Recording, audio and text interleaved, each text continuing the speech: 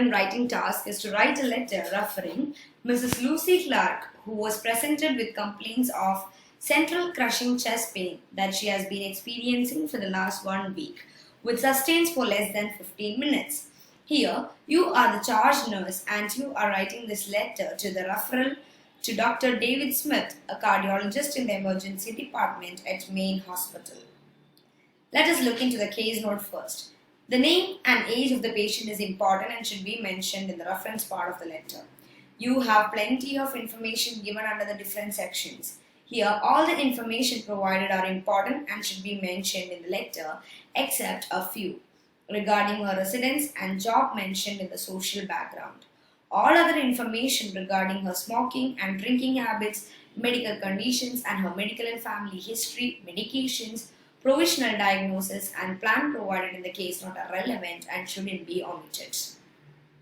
Here, we can see some numerical mentioned in the examination part of the case note, which is not that important to mention on the letter and hence can be omitted. Taking all these points, we have to prepare a letter in an organized manner. Now, let us see how we can write a letter with the help of a sample letter written by a candidate from Australia.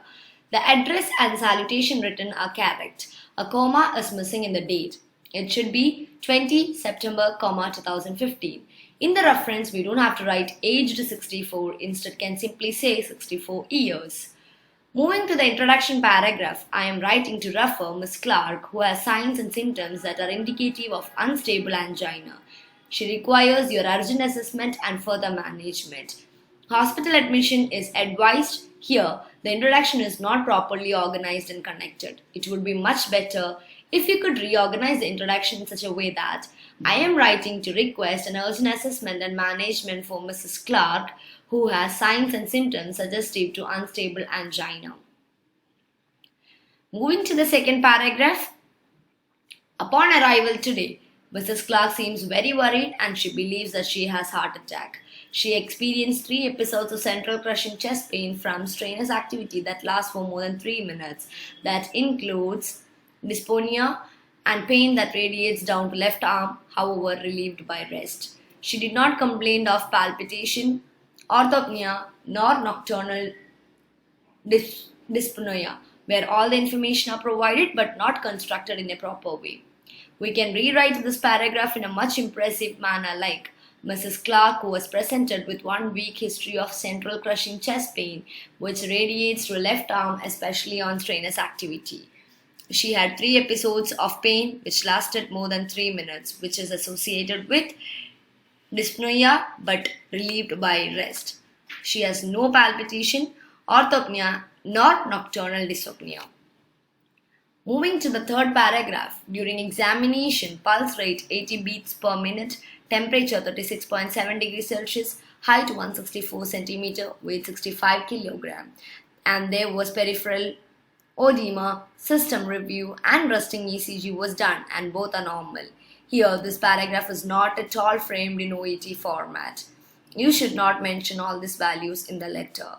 You can simply say, assessment revealed normal vitals, but she strongly believes she had a heart attack because of a strong family history of cardiac disease.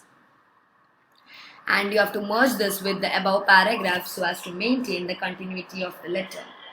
Moving to the fourth paragraph, we can see the candidate has written all the medication details in this paragraph, which is wrong. Instead, you can mention all the detailed medication list is attached for your reference. At the end of the paragraph, if you write all the medications in your OET letter, that becomes more like a prescription list.